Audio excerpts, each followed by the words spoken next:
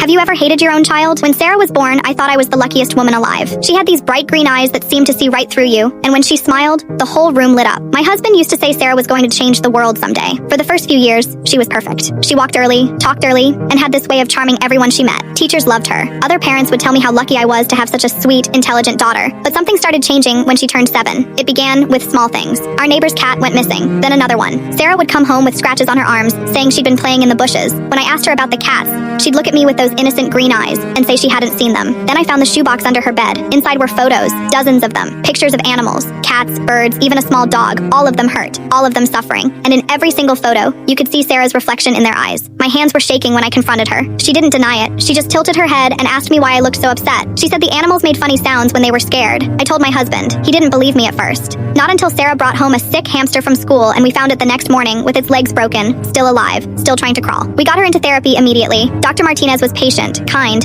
everything you'd want in a child psychologist. But after 3 months, he pulled us aside and said something I'll never forget. He said Sarah wasn't getting better. She was getting better at hiding it. The sessions had taught her what answers people wanted to hear. She'd learned to cry on cue, to say she felt sorry, to promise she'd never hurt anything again, but he could see it in her eyes. She was just playing a game. That's when the neighborhood kids started getting hurt. First, it was Tommy from down the street. He came home with a black eye, saying Sarah had pushed him off the monkey bars. When we asked her about it, she said he'd fallen and she'd tried to help him up. Then it was Emma, the little girl who lived next door. She ended up in the hospital with a concussion after accidentally falling down the stairs at school. Sarah was the only witness. She told everyone she tried to catch Emma, but she was too far away. The pattern was always the same. Sarah was always nearby, always trying to help, always innocent. But I started watching her more carefully. I saw the way she smiled when other kids cried. I saw how she'd position herself just right so she could watch when someone got hurt. And I saw how she'd practice her concerned face in the mirror before going to comfort the victims. The breaking point came on a Tuesday. Our neighbor's 5-year-old son, Michael, was playing in his backyard. His mom was inside making lunch. Sarah asked if she could go play with him. 20 minutes later, we heard screaming. Michael was at the bottom of their empty pool, his leg bent at an impossible angle. Sarah was standing at the edge, tears streaming down her face,